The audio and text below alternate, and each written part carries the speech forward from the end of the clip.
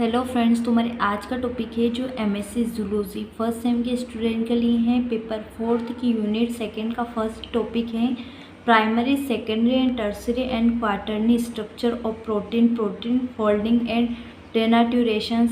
Protein के molecules amino acid के molecules से मिलकर बने होते हैं।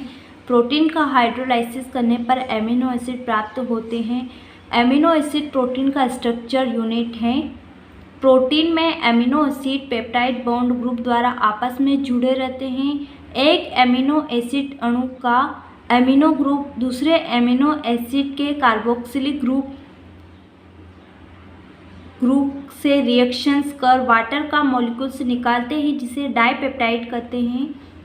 जब सारे एमिनो एसिड के मॉलिक्यूल्स आपस में पेप्टाइड बॉन्ड द्वारा मिलकर एक नया मॉलिक्यूल्स बनाते हैं तो उस कंपाउंड को पॉलीपेप्टाइड कहते हैं।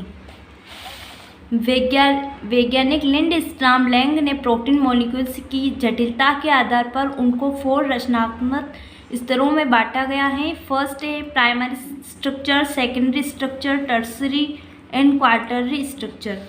फर्स्ट है प्राइमरी स्ट्रक्चर। प्राइमरी स्ट्रक्चर में कितने एमिनो एसिड जुड़े हुए हैं एवं उनके जुड़ने का क्रम क्या है यह पता चलता है। प्रोटीन की प्राइमरी स्ट्रक्चर को सर्वप्रथम अंग्रेज रसायनज्ञ फ्रेडरिक सेंगर ने सन 1953 में ज्ञात किया था। इस कार्य के लिए उन्हें नोबेल पुरस्कार दिया गया था। प्रोटीन की प्राइमरी स्ट्रक्चर में एमिनो एसिड के क्रम का बहुत अधिक महत्व है। किसी प्रोटीन के अवयव एसिड में से किसी एक का क्रम विक्रम बदलने पर प्रोटीन के बायोलॉजिकल फंक्शंस में बहुत डिफरेंस आ जाता है। हीमोग्लोबिन प्रोटीन ब्लड में ऑक्सीजन वाहक का कार्य करते हैं।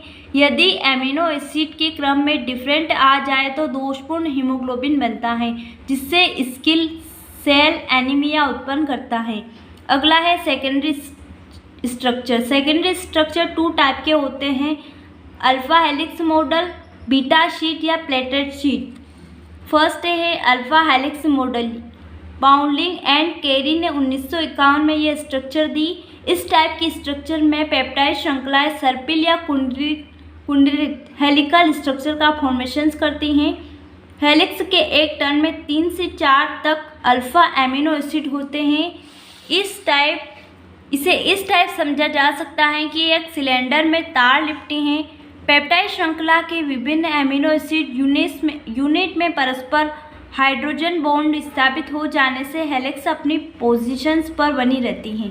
अगला है बी शीट या प्लेटेड शीट, लहरियादार चादर। इस तरह की स्ट्रक्चर भी पॉलिंग ए सहभागियों ने सुझाई। इसमें पॉलीपेप्टाइड श्रृंखला एक दूसरे के समांतर स्थित होती हैं। ये श्रृंखलाएं अंतरा अणुक हाइड्रोजन बॉन्ड द्वारा जुड़ी होती हैं। इस प्रकार अनेक पेप्टाइड श्रृंखलाएं इंटरबॉन्डेड होकर एक फ्लैट शीट जैसी स्ट्रक्चर बनाती हैं। पेप्टाइड श्रृंखलाएं थोड़ी सिकुड़ने के बाद चपटी न रहकर प्लेटेड हो जाती हैं।